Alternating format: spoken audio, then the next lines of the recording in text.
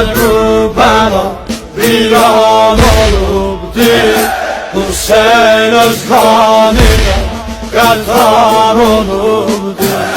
Bugün Kərbəla viran olubdur.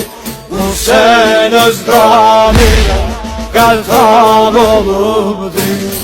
Məhərrəmdi xanım Zeynəb əzası, bizi səslür Hüseynin Kərbəlası.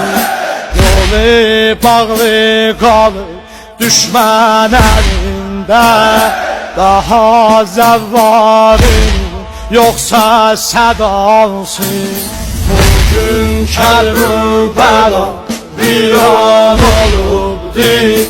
Hüseyn öz qanı